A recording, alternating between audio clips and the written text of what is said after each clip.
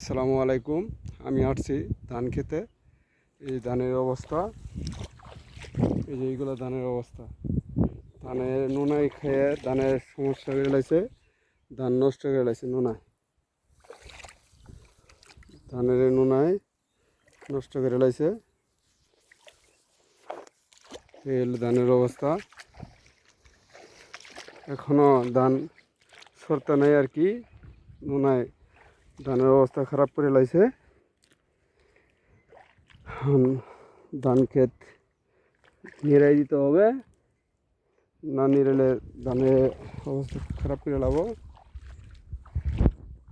এই অবস্থা ধানের, ধান খুব টাফ হয়ে দাঁড়াইছে। এখন সার বিষ প্রয়োগ করা হইতেছে। আল্লাহ কি যে করবো, আল্লাহ রহমত করলেছেন এর মধ্যে। আল্লাহ বরকত দিলে ধান হবে, না হবে না। এই অবস্থা ধানের। ধানের গতি খুব খারাপ, ধানের গতি খুব খারাপ। এখন কি যে হবে আল্লাহ জানে। আল্লাহ জুল রহমত করে তাহলে কিছু ধান গড়ে উড়ান যাবে, খাওয়ান যাবো আর কি। ট্রাক চলে, ট্রাক এ থেকেই চলে। খুব সেন্সিটিভ মধ্যে পড়ে গেছি গিয়ে।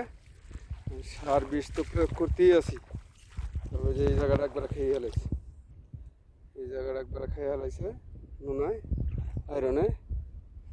এখন কোম্পানির লোকে বিএসএ যা বলে সেই মোটামুটি তাদের মোটামুটি কাজগুলো করি। এই ধানের ক্ষেত এই অবস্থা দাঁড়াইছে, এই অবস্থা দাঁড়াইছে ধানের ক্ষেত। খুব সেন্সিটিভ মধ্যে পড়ে গেছি গে।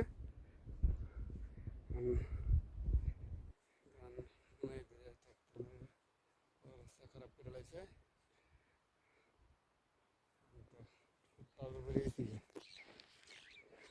হ্যাঁ, সকল দর্শক ভাইয়েরা একটু দোয়া করবেন। হ্যাঁ, আল্লাহ রহমত দান করে। খুব মধ্যে করিয়েছি গা, ধান নিয়ে টেনশন করিয়েছি। ধন্যবাদ সকলকে, সকল আমার ফেসবুকের ভাই বোনেদের ধন্যবাদ। আমি এই মুহূর্তে টেনশনে আছি ধান নিয়ে। আসসালামু আলাইকুম।